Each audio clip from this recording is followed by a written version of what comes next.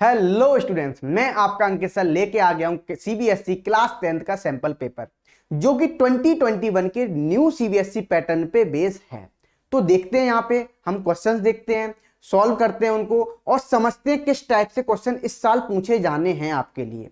तो यहाँ पे आपको section A, section B, section C इस टाइप से क्वेश्चन मिलेंगे और यहाँ पे आपको फिजिक्स के लिए टीचर अलग सॉल्व करेंगे, केमिस्ट्री के अलग और बायोलॉजी के अलग। मैं आपको केमिस्ट्री के क्वेश्चन सॉल्व करके दिखाता हूं यहाँ पे। तो चलते हैं, देखते हैं क्वेश्चंस। तो पहले सेक्शन ए में देख लेते हैं। यहाँ पे 1 से लेके 20 तक जो सेक्शन ए में क्वेश्चन है वो कितने मार्क्स के? 1 मार्क्स के हैं। वो सारे के सारे अपन क्वेश्चंस को डिस्कस कर लेते हैं। फिर आपके 2 मार्क्स के, फिर आपके ऐसे 3 मार्क्स के होंगे, देन 5 मार्क्स के आपके क्वेश्चन होंगे।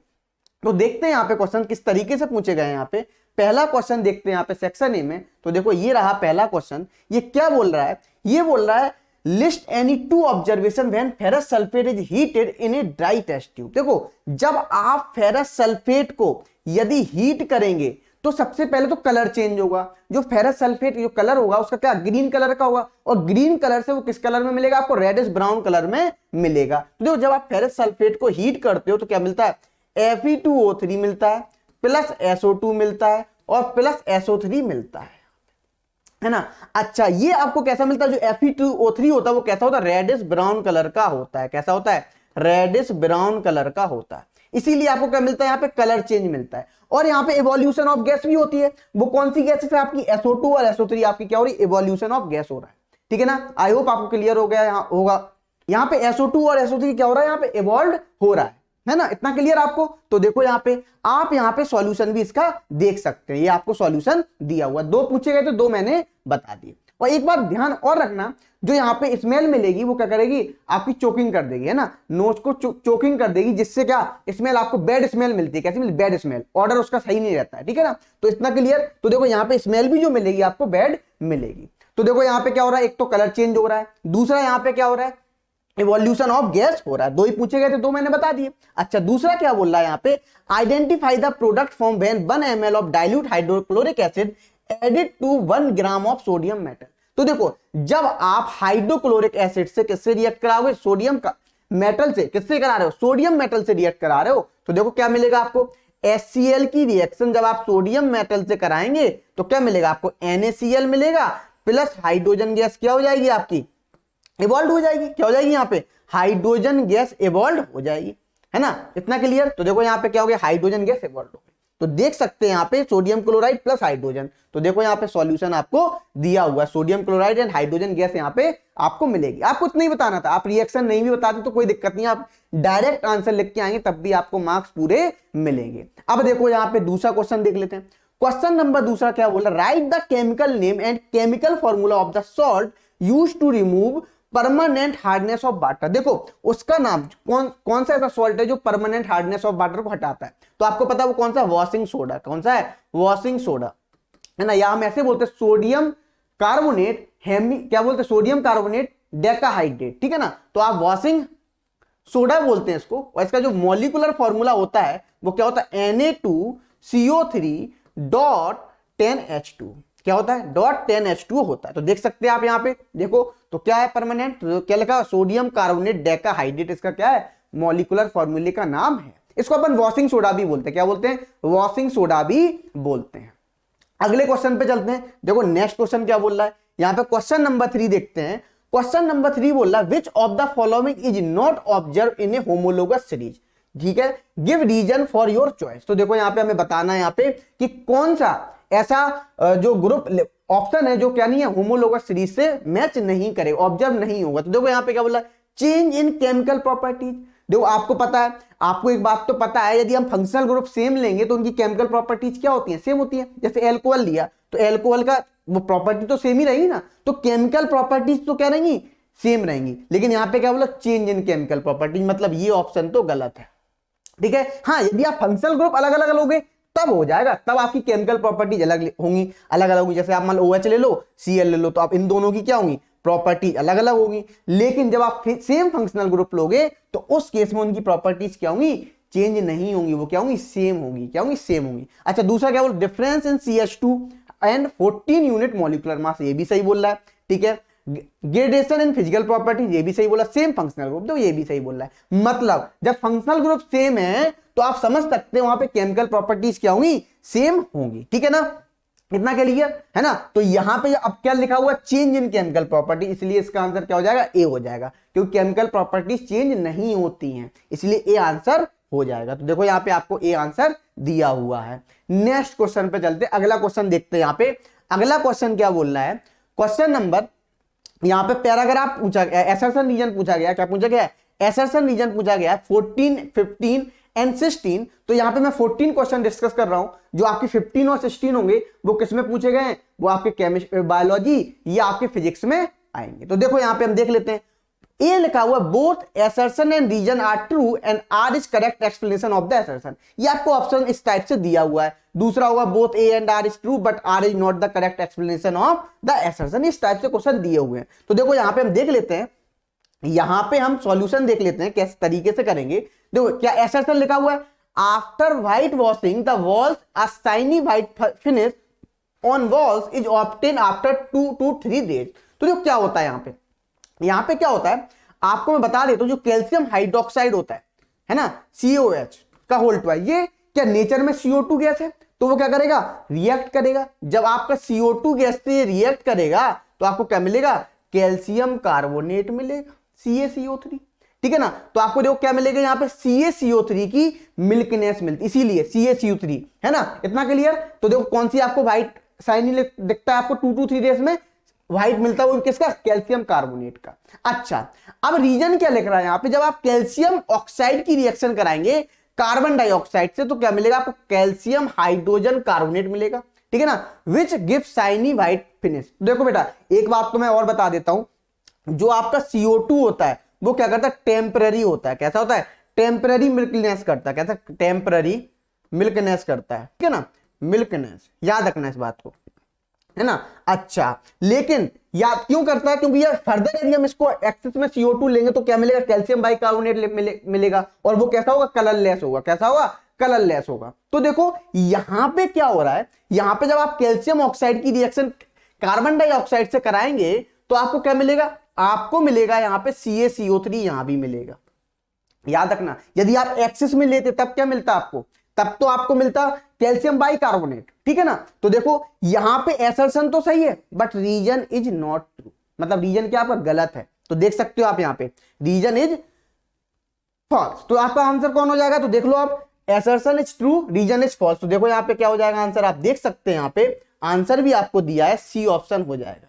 ठीक है ना, एसर्शन तो सही है बट रीजन इज फॉल्स। क्यों, क्योंकि वहां पे यदि कैल्शियम कार्बोनेट लिखता तब तो ट्रू होता, लेकिन उसने क्या लिख दिया, कैल्शियम बाइकार्बोनेट लिख दिया। तो बात ही गलत हो गई। क्यों, हमें मिल क्या रहा था यहाँ पे, मिल तो हमें कह रहा था कैल्शियम कार्बोनेट दोनों में ही मिल रहा है। इतना क्लियर। नेक्स्ट चलते हैं, अगला क्वेश्चन देखते हैं क्या पूछा गया है। देखो ये क्वेश्चन नंबर 17 से लेके, क्वेश्चन नंबर 17 से लेके आपके 20 तक, ठीक है ना, वो सारे के सारे आपके सब पार्ट में दिए गए हैं। हम इनको समझ लेते हैं, क्वेश्चन कर लेते हैं। देखो यहाँ पे क्वेश्चन किस तरीके से पूछे गए, तो देखो यहां पे क्वेश्चन दिया हुआ है, आपको पैराग्राफ दे दिया गया, मेटालिक कैरेक्टर के बारे में बोला और इसने यहाँ पे नॉन मेटालिक कैरेक्टर के बारे में बोला है। तो देखो मेटालिक कैरेक्टर क्या होता है, जनरली मेटालिक कैरेक्टर उसे बोलते हैं जब आप आसानी से जो क्या करते हैं, इलेक्ट्रॉन को डोनेट कर दे, उसे क्या बोलते हैं, मेटल्स बोलते हैं। अच्छी, जो इलेक्ट्रोपॉजिटिव नेचर की होंगी उन्हें क्या बोलेंगे, हम मेटल्स बोलेंगे। तो देखो यहाँ पे लिखा भी है, the ability of an atom to donate electron and form positive ion is known as electropositivity,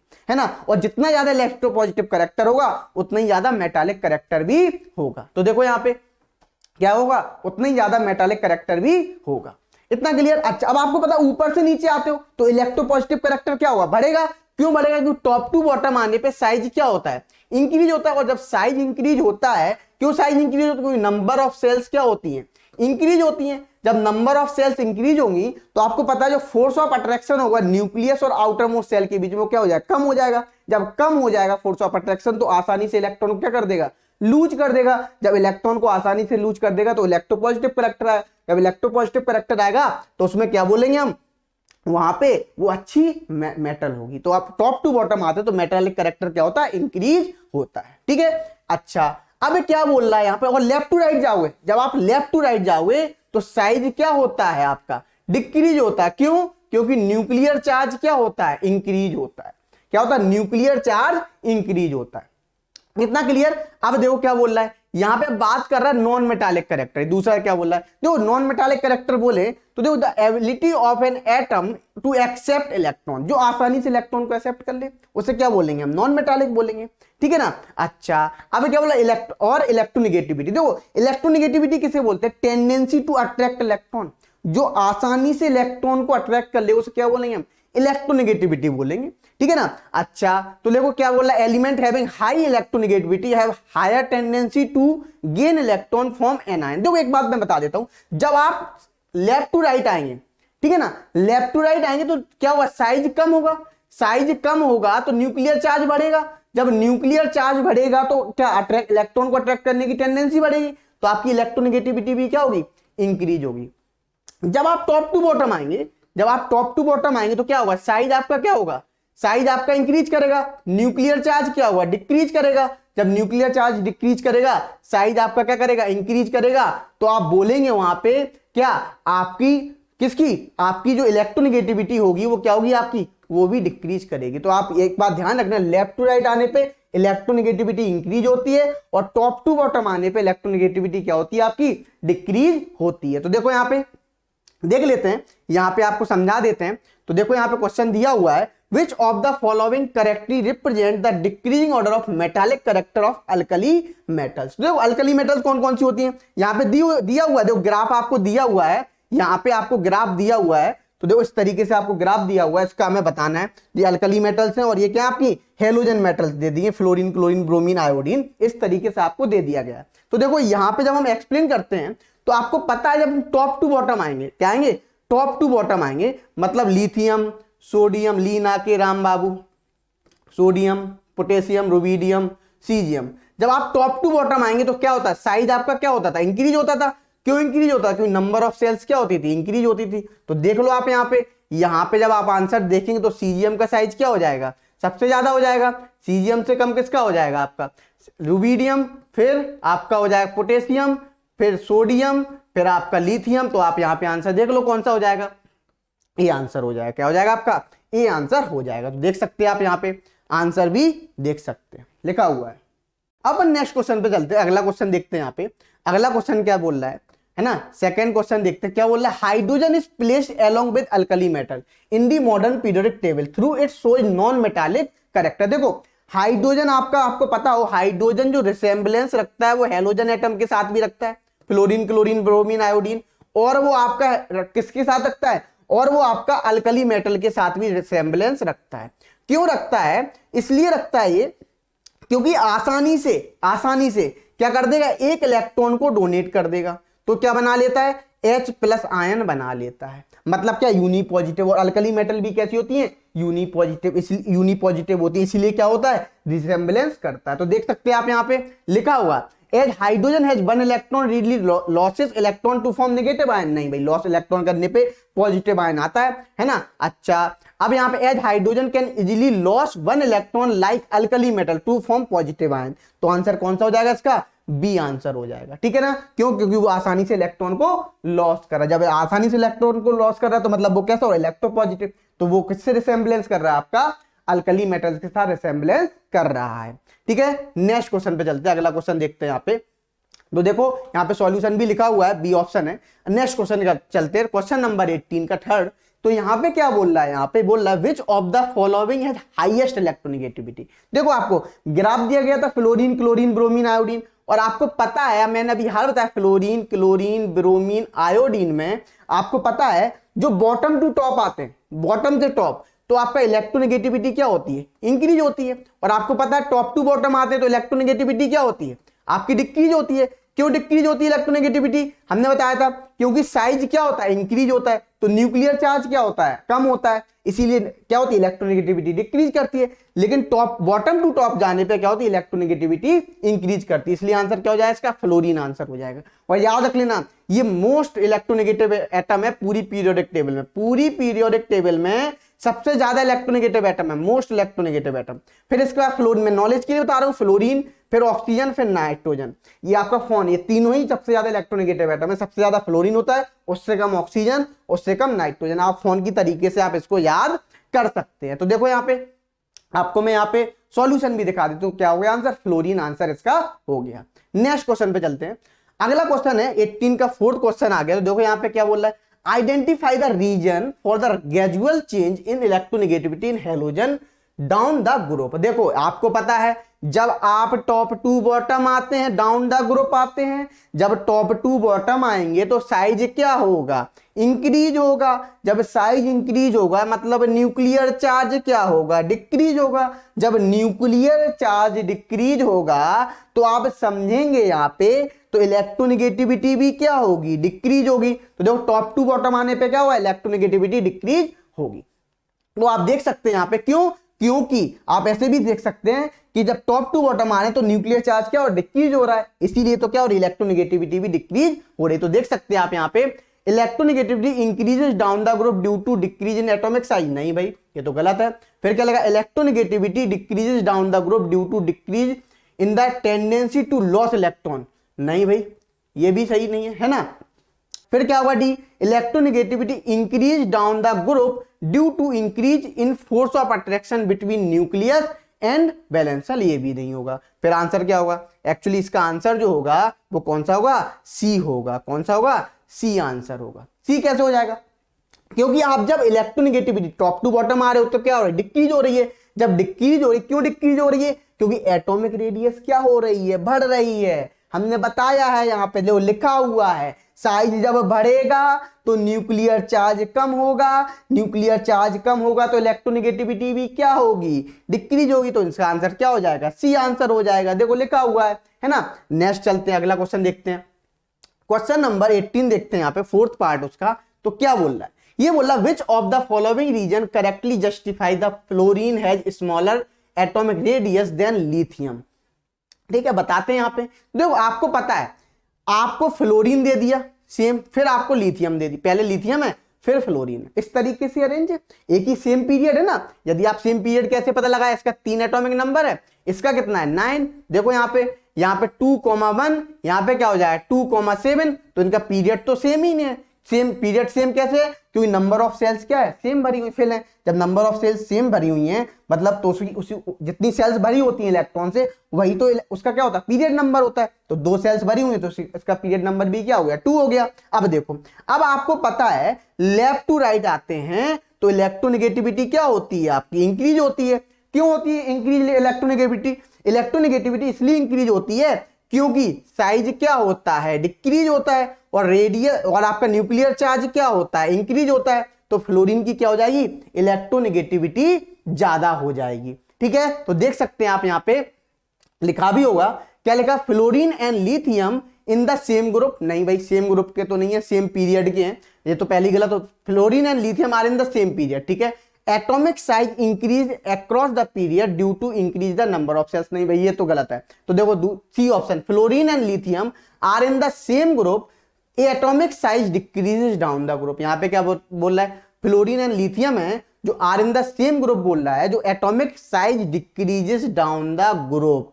तो देखो यहाँ पे क्या बोल रहा है, यहाँ पे आपके सेम ग्रुप, नहीं भाई सेम ग्रुप में तो यहाँ भी नहीं है, ये भी गलत है। Next D, fluorine and lithium are in the same period across the period atomic size या radius decrease from left to right, बिल्कुल सही। तो कौन सा हो जाएगा, डी हो जाएगा। सेम पीरियड के होंगे लेकिन आप लेफ्ट टू राइट आएंगे तो क्या होगा, साइज आपका डिक्रीज करेगा। जब आपका साइज डिक्रीज करेगा तो देखो क्या हो जाएगा, इलेक्ट्रोनेगेटिविटी क्या हो जाएगी आपकी, इंक्रीज हो जाएगी। देखो आपको यहाँ पे सॉल्यूशन भी दिया हुआ है। आई होप आपको क्लियर होंगे यहाँ पे। अब अपन चलते हैं नेक्स्ट क्वेश्चन पे। अब अपन देखते हैं सेक्शन बी के क्वेश्चंस। तो देखते हैं यहाँ पे सेक्शन बी में जो पहला क्वेश्चन पूछा गया था, क्वेश्चन नंबर 23, वो किस लिए पूछा गया देख लेते हैं। ये लिख रहा है यहाँ पे, give a test that can be used to confirm the presence of carbon in a compound with a valency of 4, how is carbon able to attain noble gas configuration in its compound. तो देखो बेटा क्या करता है यहाँ पे generally जो carbon होता है, यदि आप इस कार्बन को आप कंबस्शन कराएं, क्या कराएं, कंबस्शन मतलब एयर से रिएक्शन कराएंगे, तो आपको पता है कंबस्शन में क्या CO2 गैस पास होगी। CO2 गैस जब पास होगी उसको यदि हम किससे पास करा दें, CaOH का होल ट्वाइस, है ना, कैल्शियम हाइड्रोक्साइड से पास करा दें तो क्या मिल जाएगा आपको CaCO3 मिल जाए। मतलब यहाँ पे क्या मिलने लगेगा आपको, मिल्कीनेस आपको अपीयर होने लगेगा। जैसे ही आपको मिल्कीनेस अपीयर हो जाएगा तो आप समझ जाएंगे क्या है वहां पे, कार्बन है। क्या, क्यों कार्बन, क्यों कार्बन को ही तो हमने क्या कराया, यहाँ पे हमने जनरली कंबस्शन कराया, वो भी किसके प्रेजेंस में, ऑक्सीजन के प्रेजेंस में। कितना क्लियर। अच्छा, अब जो कार्बन जो होता है वो अपना नोबेल गैस अटेन करने के लिए, कॉन्फिगरेशन को अटेन करने के लिए क्या करता है, शेयरिंग करता है। क्या करता है, इलेक्ट्रॉन की शेयरिंग करता है। और क्या बनाता है वो, जनरली कोवेलेंट बॉन्ड बनाता है। और जब कोवेलेंट बॉन्ड बनाएगा मतलब वो किस टाइप कंपाउंड का फॉर्मेशन करेगा, वो आपका फॉर्मेशन करेगा कोवेलेंट कंपाउंड टाइप के। वो किस टाइप के कंपाउंड का फॉर्मेशन करेगा, फिर वो यहाँ पे कोवेलेंट कंपाउंड टाइप से फॉर्मेशन करेगा। क्यों, क्योंकि वो क्या बना रहा है, कोवेलेंट बॉन्ड को बना रहा है। ठीक है। अच्छा, अब क्या बोल रहा है, यहाँ पे दूसरा क्वेश्चन भी दिख रहे हैं और वाला भी डिस्कस कर लेते हैं। यहाँ पे लिख रहा है, the number of carbon at compound is more than those form by all other element put together, justify the statement by giving two reasons. तो दो रीजंस पूछ रहा है, तो आपको पता है पहला रीजन तो सेल्फ लिंकिंग। सेल्फ लिंकिंग बोले तो इसी को क्या बोलते हैं हम, इसी को बोलते हैं कैटेनेशन प्रॉपर्टी। क्या बोलते हैं, कैटेनेशन प्रॉपर्टी। ठीक है ना। क्यों, कार्बन क्या बनाता है, कार्बन बनाता है आपका carbon carbon carbon carbon longest chain बनाता है, ब्रांचेस भी बनाता है ना। क्या बनाता है, ब्रांचेस भी बनाता है ड्यू टू कैटेनेशन प्रॉपर्टी। दूसरा होता है ड्यू टू टेट्रावैलेंट। कार्बन कैसा होता है, टेट्रावैलेंट होता है। इसकी वजह से भी तो आप समझ सकते हैं, यहाँ पे कार्बन दिया हुआ है, ये देखो टेट्रावैलेंट है, कार्बन की वैलेंसी कितनी है, 4। इस रीजन से भी आप बोल सकते हैं कार्बन क्या बना, लॉन्ग कंपाउंड बनाता है, बहुत सारे कंपाउंड्स का फॉर्मेशन, मिलियंस कंपाउंड बनाता है। एक रीजन और है, क्योंकि कार्बन का साइज एक्सेप्शनली क्या होता है, स्मॉल होता है। और जब स्मॉल होता है तो वो जो बॉन्ड बनाता है वो क्या बनाता है, स्ट्रॉन्ग बॉन्ड बनाता है। जो अदर एटम के साथ बॉन्ड बनाता है वो कैसा बनाता है, स्ट्रॉन्ग बॉन्ड बनाता है। इसीलिए तो देखो यहाँ पे हमने 3 रीजन दे दिए हैं आपको, सेल्फ लिंकिंग, टेट्रावैलेंट, स्मॉल और स्ट्रॉन्ग। तो देखो आप बोल सकते हैं यहाँ पे कार्बन कैसा है, स्मॉल भी है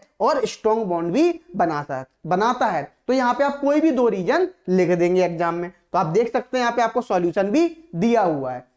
अब नेक्स्ट क्वेश्चन पे चलते हैं, अगला क्वेश्चन देखते हैं। तो देखो यहाँ पे क्वेश्चन नंबर 24 क्या बोल रहा है, क्वेश्चन नंबर 24 बोल रहा है, the following observation were made by student on treating 4 metals PQRS। आपको मेटल्स दे दी गई हैं, ठीक है, with the given salt solution. तो देखो जब आपको सॉल्ट सॉल्यूशन दे दिया गया है तो देखो P की रिएक्शन आपने जब MgSO4 से कराई, नो कोई रिएक्शन नहीं हुई। यहाँ पे जिंक नाइट्रेट से कराई, रिएक्शन अकर्स हो गई। कैल्शियम सल्फेट से कराई, रिएक्शन अकर्स हो गई। और यहाँ पे Na2SO4 से भी क्या नहीं हुई, रिएक्शन अकर्स नहीं हुई। आप क्यू ने देखो, क्यू सबसे ज्यादा रिएक्टिव हुआ, इसीलिए उसने देखो रिएक्शन यहाँ भी दे दी, यहाँ भी दे दी, जिंक नाइट्रेट से भी दी, कैल्शियम सल्फेट से भी दे दी, सोडियम सल्फेट से भी दे दी। आर ने देखो, आर ने सिर्फ किसको डिस्प्लेस कर पाया, आर ने सिर्फ जिंक नाइट्रेट को। तो देखो यहाँ पे एस ने क्या किया, एस ने किसी के साथ रिएक्शन नहीं की, कोई रिएक्शन नहीं हुई यहाँ पे एस के साथ। तो देखो यदि यहाँ पे पहला क्वेश्चन बोल रहा है arrange the given samples in the increasing order of reactivity, यदि हम रिएक्टिविटी की बात करें तो सबसे कम, वो भी किसमें, इंक्रीजिंग ऑर्डर में, है ना, बढ़ते हुए क्रम में। तो सबसे कम जो हम बात करें, सबसे कम रिएक्टिव कौन सा होगा, यदि आप देखोगे यहाँ पे तो कौन सा होगा, एस, क्यों, उसने कोई रिएक्शन ही नहीं दी। ठीक है। अच्छा, उससे ज्यादा रिएक्टिव कौन होगा, यदि उससे ज्यादा हम रिएक्टिविटी की बात करें तो वो हो जाएगा आपका कौन सा, उससे ज्यादा हो जाएगा आपका आर, देखो उसने एक रिएक्शन अकर की। अच्छा, उससे ज्यादा कौन सा होगा, उससे ज्यादा हो जाएगा आपका पी। ठीक है, फिर उससे ज्यादा कौन सा हो जाएगा, क्यू। तो सबसे ज्यादा रिएक्टिविटी किसकी होगी, क्यू क्यू, इंक्रीजिंग ऑर्डर में मैंने लिख दिया। ठीक है। अच्छा, अब यहां पे क्या बोल रहा है, दूसरा क्वेश्चन यहां पे दूसरा लिख रहा है, right the chemical formula of product form when Q react with CuSO4। देखो आपको पता है क्यू क्या हो रहा है, क्यू की जब रिएक्शन CuSO4 से किससे करा रहे हो, CuSO4, और क्यू कैसा है, हाईली रिएक्टिव है। तो जब आप क्यू की रिएक्शन CuSO4 से कराएंगे तो आपको क्या मिलेगा, Cu प्लस QSO4 मिल जाएगा। तो देख सकते हैं आप यहाँ पे, देखो उसने क्या दे दिया, डिस्प्लेस कर दिया। क्यों, क्योंकि आपको पता है क्यू की रिएक्टिविटी क्या है, बहुत ही ज्यादा है। तो देखो आप यहाँ पे सॉल्यूशन भी देख सकते हैं। आई होप आपको क्लियर होगा। अपन चलते हैं नेक्स्ट, अब हम देखते हैं सेक्शन सी, यहाँ पे किस तरीके से क्वेश्चन आए, देखते हैं सेक्शन सी के यहाँ पे। तो चलते हैं क्वेश्चन की तरफ अपन। सेक्शन सी में देखो क्वेश्चन नंबर 30। देखो बेटा जो भी बीच में क्वेश्चन छूटे हुए हैं, मतलब आपके 1 2 3 लिया, फिर मैंने 18 लिया, इस तरीके से क्वेश्चन लिए, तो आपके जो बीच में क्वेश्चन छूटे हुए हैं वो आपके फिजिक्स या बायोलॉजी के होंगे। आई होप आपको समझ में आ गया होगा। तो वो आपको फिजिक्स वाले सर कराएंगे और बायोलॉजी वाले सर कराएंगे। अब नेक्स्ट चलते हैं, अब क्वेश्चन देखते हैं। यहाँ पे क्वेश्चन नंबर 30 क्या लिखा हुआ है, which of the following reaction is are an endothermic reaction where decomposition also happens. देखो यहाँ पे सिंपल सी बात बता रहा हूं, जो एंडोथर्मिक रिएक्शन होती हैं, एंडो मतलब इंडो इस तरीके से, इन मतलब एनर्जी क्या होगी आपकी एब्जॉर्ब होगी। जब एनर्जी आपकी एब्जॉर्ब होगी तो जब जब एनर्जी एब्जॉर्ब होगी तब तब कैसी रिएक्शन होगी आपकी एंडोथर्मिक रिएक्शन होगी। इतना क्लियर। तो यहां पे कैसी रिएक्शन हो रही है आपकी एंडोथर्मिक रिएक्शन हो रही है। अब देखो यहां पे बोल रहा है कि कौन सी रिएक्शन यहां पे एंडोथर्मिक होगी, आपको 4 ऑप्शन दे दिए हैं। यहां पे बोल रहा है रेस्पायरेशन, नहीं रेस्पायरेशन कैसी होती है एक्सोथर्मिक रिएक्शन होती है, ठीक है ना। कैसी होती है exothermic. Heating of lead nitrate, अच्छा सही है, ये कैसी होती है थर्मल डिकम्पोजिशन रिएक्शन होती है। जब आप हीट करोगे लेड नाइट्रेट को तो क्या मिलेगा आपको NO2 PB, क्या मिलेगा PB oxide plus NO2 gas मिलेगी प्लस ऑक्सीजन गैस भी मिलेगी। तो यहां पे क्या मिलेगा, जब आप हीट करेंगे PbNO3 को, जैसे ही आप हीट करेंगे NO3 का होल ट्वाइस, तो क्या मिलता है आपको PbO oxide plus NO2 gas. आपको NO2 गैस किस कलर की, रेडिश ब्राउन कलर की गैस होती है, प्लस O2 मिलती है, ऑक्सीजन गैस भी मिलती है। अच्छा तो मतलब आपका कौन सा हो जाएगा, तो यहां पे हीट की क्या होगी जरूरत होगी, हीट ब्रेकिंग करने में, तो हीट एब्जॉर्ब होगी। तो ये कैसी होती है एंडोथर्मिक रिएक्शन होती है। डिकम्पोजिशन ऑफ ऑर्गेनिक मैटर, ये कैसी होती है एक्सोथर्मिक रिएक्शन होती है। एक्सो मतलब हीट की क्या होगी, हीट रिलीज होगी। एक्स मतलब एग्जिट, जब हीट रिलीज होगी तो उसे क्या बोलते हैं एक्सोथर्मिक रिएक्शन बोलते हैं। अब यहां पे क्या बोला इलेक्ट्रोलिसिस ऑफ एसिडिफाइड वाटर। अच्छा इलेक्ट्रोलिसिस की जब बात करें, ये भी कैसी होती है आपकी इलेक्ट्रोलिटिक डिकम्पोजिशन। तो यहां भी कैसा है डिकम्पोजिशन रिएक्शन। मतलब आप बोल सकते हैं यहां पे कौन से हो जाएंगे आपका, एक तो हीटिंग ऑफ लेड नाइट्रेट हो जाएगा और एक हो जाएगा आपका इलेक्ट्रोलिसिस ऑफ एसिडिफाइड वाटर। ये दोनों ही आपके क्या है डिकम्पोजिशन। और डिकम्पोजिशन रिएक्शन में जनरली कौन सा होता है आपकी एंडोथर्मिक रिएक्शन होती है।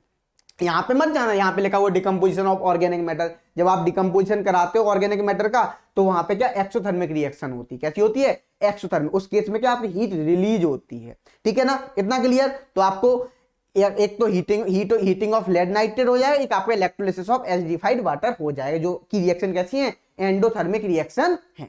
नेक्स्ट चलते हैं। अब यहां पे लिख रहा है silver chloride when kept in the open turns grey, ठीक है। जब आपने क्या लिया सिल्वर क्लोराइड लिया है ना, सिल्वर क्लोराइड किसमें ओपन में हमने रख दिया तो किसमें कन्वर्ट हो जाएगा Ag, ग्रे कलर का हो जाता है, प्लस क्लोरीन गैस इवॉल्व हो जाती है। यहां पे कैसी हो जाती है क्लोरीन गैस इवॉल्व हो जाती है। इतना क्लियर। तो देखो यहां पे एक बात ध्यान रखना है ना, क्या हुई आपकी क्लोरीन गैस इवॉल्व हो गई। तो देख सकते हैं आप यहां पे सॉल्यूशन भी, तो देखो सॉल्यूशन भी दिया हुआ है, heating of lead nitrate and electrolysis of acidified water. मैंने पहले बताया था दोनों ही कैसी हैं एंडोथर्मिक रिएक्शंस है। AgCl तो क्या बना Ag प्लस Cl2, तो ये ग्रे कलर का आपको मिल जाता है। तो देखो यहाँ पे नो डिडक्शन, यहाँ पे एक बात ध्यान रखना, no deduction for not mentioning state of reactant and product. यहां पे कोई डिडक्शन नहीं होगा, क्यों, यहां पे ना तो रिएक्टेंट का हमने क्या मेंशन किया स्टेट, और रिएक्टेंट का आपको ना रिएक्टेंट का ना प्रोडक्ट का, दोनों का ही क्या नहीं किया हुआ मेंशन नहीं किया हुआ क्या उसका स्टेट, ठीक है ना। चलो नेक्स्ट चलते हैं, आगे बढ़ते हैं, नेक्स्ट क्वेश्चन पे देख लेते हैं। यहां पे अगला क्वेश्चन है क्वेश्चन नंबर 31। ये क्या बोल रहा है, ये बोल रहा है following table shows the position of 5 element A B C and D E the modern periodic table, ठीक है। उस पर आपको क्वेश्चन दे दिए गए, answer the following giving reasons. तो देखो पहला बोल रहा है यहाँ पे which element is a metal with valency 2। तो देखो यहाँ पे जो आपके ग्रुप 2 वाले होते हैं, कौन से ग्रुप 2 वाले होते हैं, इनके आउटर मोस्ट शेल में कितने इलेक्ट्रॉन होते हैं 2। क्योंकि जो मॉडर्न पीरियोडिक टेबल बनाई गई है वो किस बेसिस पे बनाई गई है, वो इलेक्ट्रॉनिक कॉन्फ़िगरेशन के बेसिस पे बनाई गई है। तो यहाँ पे कितने 2 इलेक्ट्रॉन हो रहे हैं। जब 2 इलेक्ट्रॉन का मतलब आपके जनरली क्या है आउटर मोस्ट शेल में 2 इलेक्ट्रॉन है, आप इसी तरीके से दिया है। तो जो यहाँ पे ग्रुप नंबर क्या 2, तो यहाँ के जो आपका डी होगा वो कैसा हो जाएगा आपका, वो आपका हो जाएगा मेटल, और उसकी वैलेंसी क्या होगी 2 होगी। क्यों, इसके बैलेंस इलेक्ट्रॉन में कितने हैं, इसके बैलेंस इलेक्ट्रॉन में 2 इलेक्ट्रॉन होते हैं। वो हमें कैसे पता लगा, ग्रुप नंबर से पता लग गया, ठीक है। अच्छा आपको पता है ना ग्रुप 1 और ग्रुप 2 होते हैं, जो नंबर आता है तो उनका क्या होता है ग्रुप नंबर, जो बैलेंस इलेक्ट्रॉन आपके आते हैं मतलब 1 या 2 आएंगे बैलेंस इलेक्ट्रॉन, तो आपके अंडरस्टूड होते हैं। 1 आएगा तो ग्रुप 1 में हो जाएगा, ग्रुप 2 यदि 2 आएंगे तो वो ग्रुप 2 में हो जाएगा। तो तो देखो नेक्स्ट क्वेश्चन देखते हैं यहाँ पे क्या लिख रहा है, which element is least reactive. देखो एलिमेंट कौन सा लीस्ट रिएक्टिव होगा, वो होगा सी। सी क्यों होगा, अब आप कहोगे सर सी कैसे हो, क्योंकि ये कैसा है, नोबेल गैस है। कैसा है, नोबेल गैस है। और नोबेल गैस कैसी होती है, बहुत ज्यादा स्टेबल होती है। जब वो स्टेबल है पहले से ही तो वो क्या होंगी, लीस्ट रिएक्टिव होंगी। ठीक है, अच्छा अब ये बोल रहा है out of D and E which element has a smaller atomic radius. देखो आपको डी और ई दे दिया, और आपको पता है जब लेफ्ट टू राइट आते हो तो साइज क्या होता है, डिक्रीज होता है। क्यों, क्योंकि न्यूक्लियर चार्ज क्या होता है, इंक्रीज होता है। तो आप समझ सकते हैं यहाँ पे जो स्मॉलर रेडियस होगी डी और ई में, वो किसकी होगी, वो ई की स्मॉलर रेडियस होगी। किससे, डी से। इतना क्लियर, तो देख सकते हैं आपको यहाँ पे सॉल्यूशन भी दिया हुआ है। तो लेफ्ट टू राइट आने पे क्या हो रहा है, एटॉमिक रेडियस डिक्रीज हो रही है। नेक्स्ट चलते हैं, अगले क्वेश्चन को देखते हैं। क्वेश्चन नंबर 32 यहाँ पे क्या बोल रहा, देखते हैं। Explain the formation of calcium chloride with the help of electron dot structure. ठीक है, बनाते हैं यहाँ पे। देखो आपको पता है कैल्शियम है ना, Ca। अच्छा ये कितने इलेक्ट्रॉन का लॉस करेगा, ये 2 इलेक्ट्रॉन का लॉस करेगा। जब ये 2 इलेक्ट्रॉन का लॉस करेगा तो क्या बनाएगा, Ca+2। ठीक है, ध्यान से देखना। अच्छा आपका क्लोरीन है, यदि आप कैल्शियम का इलेक्ट्रॉनिक कॉन्फ्यूजन करोगे तो क्या होता है, 20 होता है। 2,8,8,2, तो ये 2 इसकी क्या होगी, बैलेंस होगी, इसलिए हमने 2 इलेक्ट्रॉन का लॉस करा दिया। अच्छा अब आपको पता है यहाँ पे जब आपको क्लोरीन दे दिया जाएगा तो उसका कितना होता है, 17। तो 2,8,7। अब इसकी बैलेंसी निकालनी है। आपको पता है 5 या 5 से ज्यादा जब बैलेंस इलेक्ट्रॉन आते हैं तो बैलेंसी जो निकालते हैं वो कैसे निकालते हैं, 8 minus balance electron, 8 minus balance electron, 8 minus 7 मतलब कितना हो गया, 1 हो गया इसका आंसर। तो यहाँ पे देख सकते हैं यहाँ पे इसकी बैलेंसी क्या हो जाएगी, क्लोरीन की 1 हो जाएगी। तो मतलब इसको 1 इलेक्ट्रॉन चाहिए, और ये कितने इलेक्ट्रॉन डोनेट कर सकता है, 2, क्योंकि इसके आउटर मोस्ट सेल में कितने हैं, 2 इलेक्ट्रॉन है। तो देखो अब आपको पता है इसके आउटर मोस्ट सेल में कितने हैं, तो देखो यहाँ पे यदि आप देखोगे तो इसको 1 इलेक्ट्रॉन चाहिए क्लोरीन को, है ना। अब आप देखो यहाँ पे Ca+2 है, इसका यदि हम देखें आप, इसका ये क्या हो गया, स्टेबल स्टेट में आ गया Ca+2। इसने क्या किया, इस तरीके से आ गया। ठीक है ना, 8 इलेक्ट्रॉन हो गए, 2 8 8 है ना, 2 इलेक्ट्रॉन लॉस कर दिए।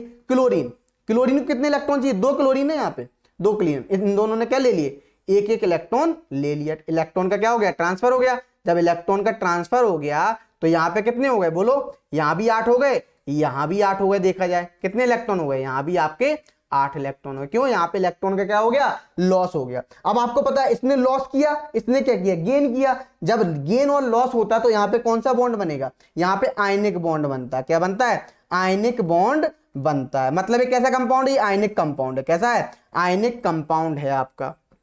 तो आप देख सकते हैं यहाँ पे जो क्या हो गया, आयनिक कंपाउंड हो गया। तो आप इस तरीके से भी लिख सकते हैं यहाँ पे Ca+2 है ना, प्लस Cl2, इस तरीके से भी आप इसको लिख सकते हैं। तो देखो यहाँ पे इस तरीके से भी क्या, CaCl, इस तरीके से भी आप इसको लिख सकते हैं। Cl-, यहाँ भी Cl-, इनके ऑक्टेट कंप्लीट है।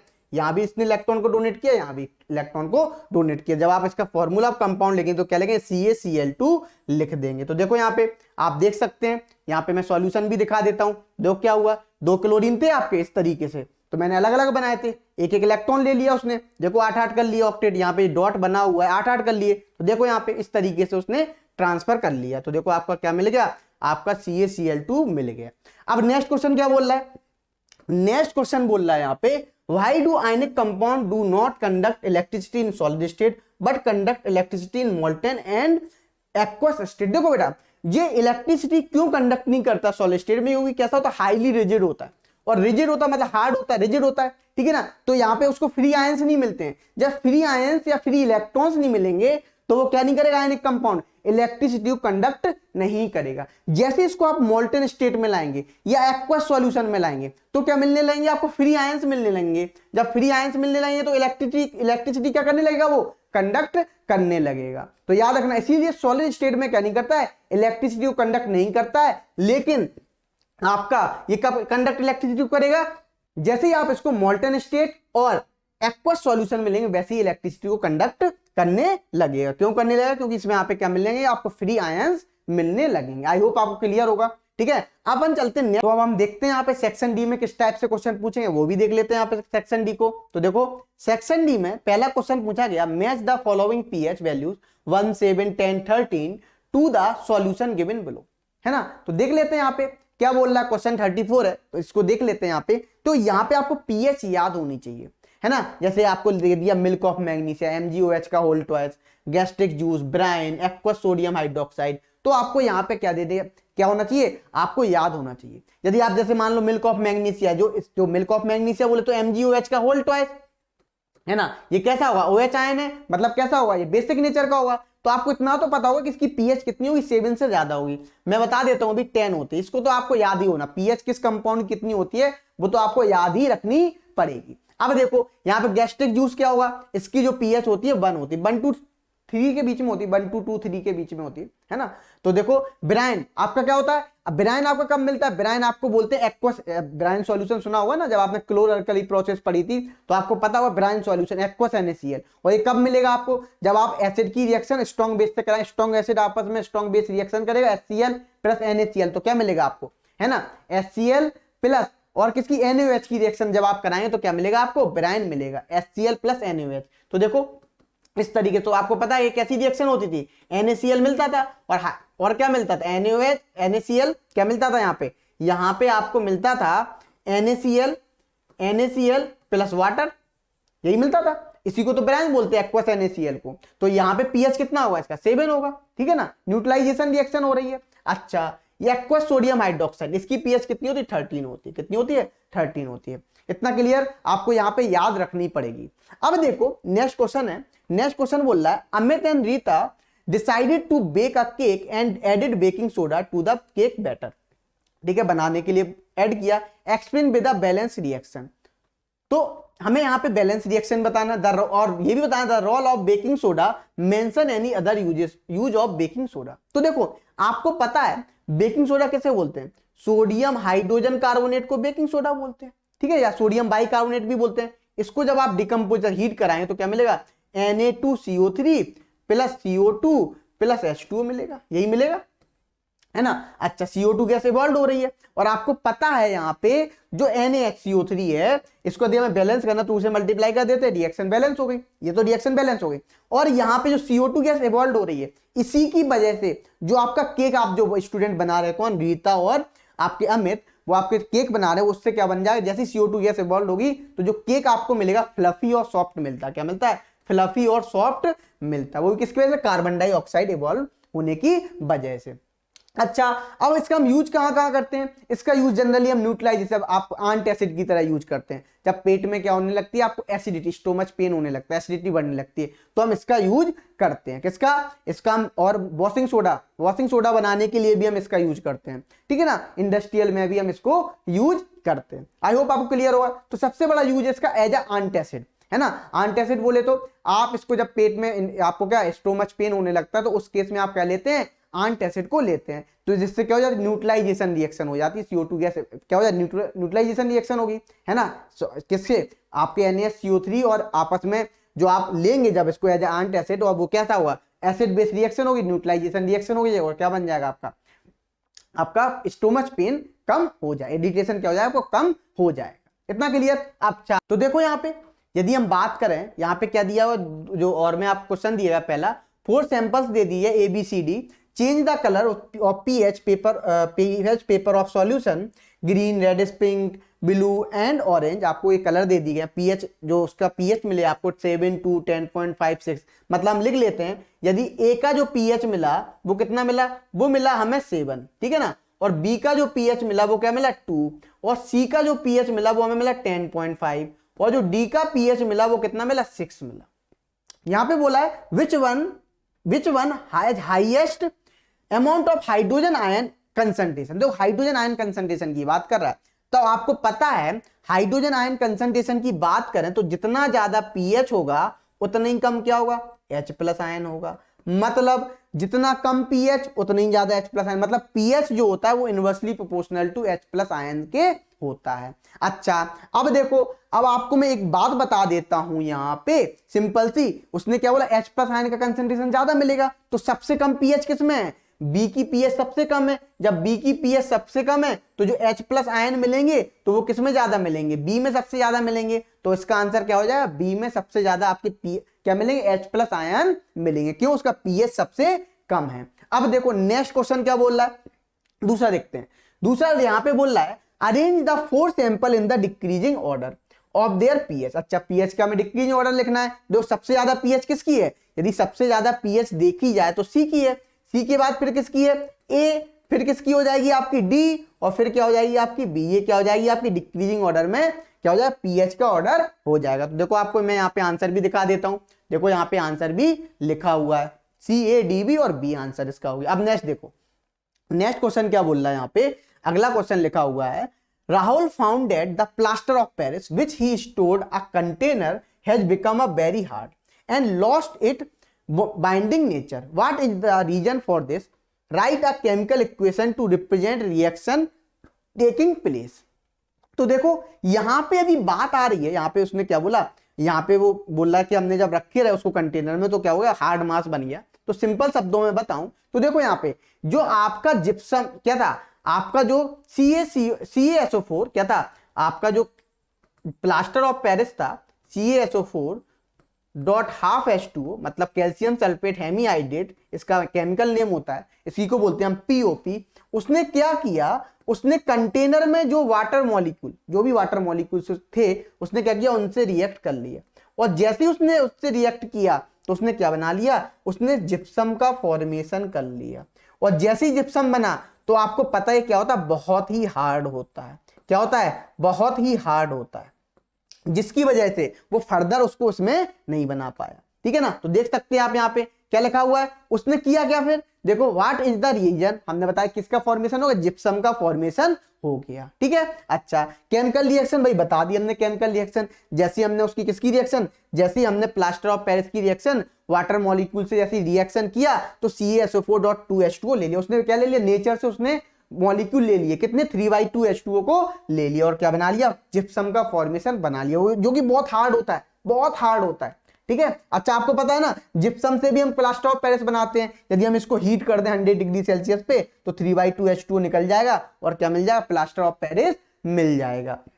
तो इतना क्लियर होगा आई होप। तो यहाँ पे जो आपसे पूछा गया था क्वेश्चन ये बोला था किसका फॉर्मेशन कर लिया, उसने जिप्सम का फॉर्मेशन कर लिया। ठीक है, इतना क्लियर। अब क्या बोल रहा है, नेक्स्ट क्वेश्चन देख लेते हैं यहाँ पे, अगला क्वेश्चन क्या बोल रहा है, अगला क्वेश्चन देखा जाए, give any one use of plaster of Paris other than for plastering और स्मूथनिंग ऑफ बाल्स। तो देखो यदि हम बात करें इससे हम क्या बनाते हैं, जनरली हम इससे आपने देखा होगा, जनरली आपने इससे देखा होगा स्टैचू बनाते हैं, प्लास्टर ऑफ पेरिस की हम स्टैचू बनाते हैं, है ना। और भी आपने देखे होंगे जो आप मार्केट में आपको भगवान की मूर्ति या आप गॉड की आप मूर्ति बनाते हो ना उस तरीके से, आप या आप डॉल्स बनाते हो, उन सब में किसका यूज करते हो, आप प्लास्टर ऑफ पेरिस का यूज करते हो। डॉल्स बनाने में, स्टैचू बनाने में, इन सब में किसका यूज करते हो, आप प्लास्टर ऑफ पेरिस का यूज करते हो। अच्छा, और आपको पता है जब आप किसी का हैंड ब्रेक हो जाता है, ब्रेक मतलब टूट जाता है ना, जब डॉक्टर आप हॉस्पिटल जाते हो तो क्या क्या चाहता है वो प्लास्टर, तो प्लास्टर क्या वो POP होता है, प्लास्टर ऑफ पेरिस ही होता है। क्या होता है